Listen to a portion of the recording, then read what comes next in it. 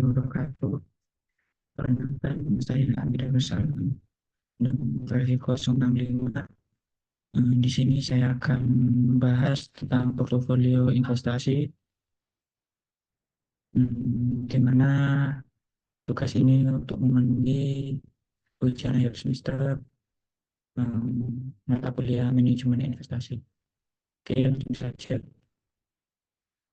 Yang pertama yaitu introduction. Nah, apa sih itu portofolio investasi? Nah, portofolio investasi ialah kumpulan aset seperti saham, aplikasi dan reksadana yang dirancang untuk mencapai tujuan keuangan. Nah, tujuan utamanya itu adalah mengoptimalkan keuntungan sambil mengelola risiko melalui diversifikasi perencanaan portofolio yang melibatkan pemahaman pasar, tren ekonomi, dan strategi manajemen risiko. Nah, dengan pendekatan terstruktur, portofolio ini dapat disesuaikan untuk mencapai pertumbuhan aset atau pendapatan yang tetap sesuai kebutuhan investor. Selanjutnya, yaitu saya mengambil di sektor infrastruktur. Nah, sektor infrastruktur ini meliputi pembangunan dan pengelolaan fasilitas dasar yang mendukung perekonomian.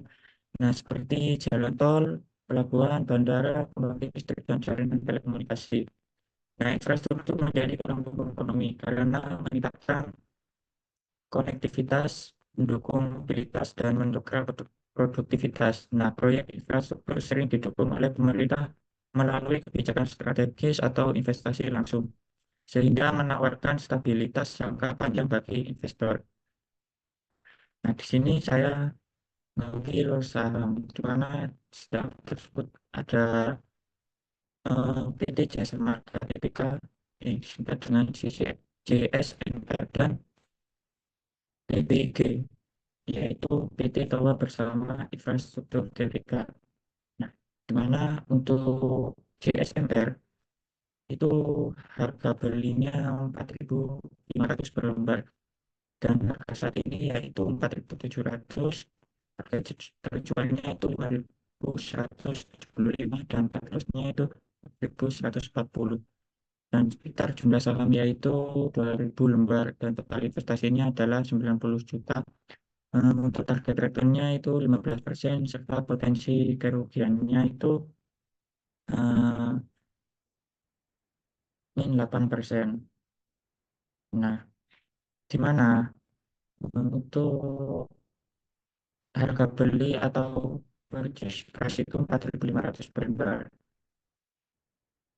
Nah, jika harga mencapai target dengan 5.175 itu, nah keuntungannya itu bisa mencapai 1.350. Dan untuk presentasi revenue itu yaitu eh, mencapai 15%.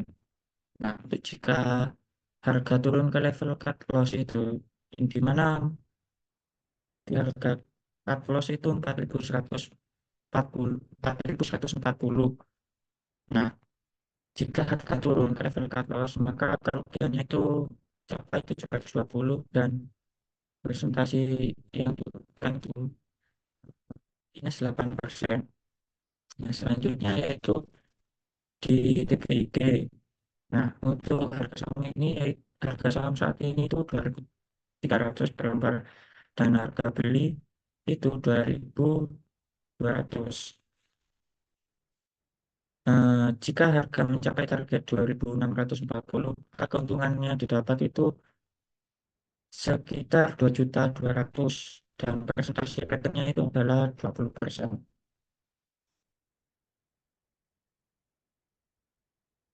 Oke, selanjutnya mengapa saya mengambil langsung dari kedua saham tersebut? Karena eh, untuk JSMR itu rasanya di mana proyek jalan tol yang dikelola JSMR itu sering didukung oleh pemerintah. Nah, dan memberikan prospek stabilitas pendapatan kebutuhan transportasi terus meningkat seiring pertumbuhan ekonomi dan urbanisasi. Nah, JSMR itu yaitu perusahaan pengelola jalan tol terbesar di Indonesia dengan ekspansi proyek strategis di berbagai wilayahnya. Nah, selanjutnya TPIG. TPIG itu adalah salah satu perusahaan utama dalam infrastruktur telekomunikasi, khususnya menara BTS atau Base Transceiver Station. Nah, dengan alasan hmm, yaitu dengan peningkatan permintaan data akibat digitalisasi dan 4G. Nah, TPG ini diuntungkan oleh kebutuhan operator telekomunikasi untuk memperluas jangkauan jaringannya. Alasan saya mengambil kedua alasan tersebut yaitu yang pertama itu alasan karena potensi pertumbuhan, di mana infrastruktur adalah sektor yang terus berkembang karena kebutuhan dasar masyarakat dan dukungan pemerintah dalam pembangunan proyeknya itu besar. Selanjutnya, pendapatan stabil. Di pendapatan stabil ini seringkali memiliki model bisnis berbasis kontrak jangka panjang atau monopoli regional seperti jalan tol atau jaringan telekomunikasi itu. Selanjutnya, perlindungan inflasi, di mana perlindungan inflasi ini pendapatan dari infrastruktur seperti tarif jalan tol yang sering digunakan dengan inflasi, melindungi nilai investasi dari erosi daya beli. Nah, di sini analisis yang digunakan ialah di kedua saham tersebut, yaitu pertama itu analisis fundamental, di mana dari pendapatan itu melihat tren pendapatan perusahaan untuk menilai keberlanjutan bisnis. Dan utang itu, infrastruktur sering membutuhkan pendanaan besar, sehingga rasio utang terhadap ekuitas atau DER itu menjadi metrik penting. Dan proyeksi proyek itu menilai dampak proyek baru terhadap pendapatan di masa depan.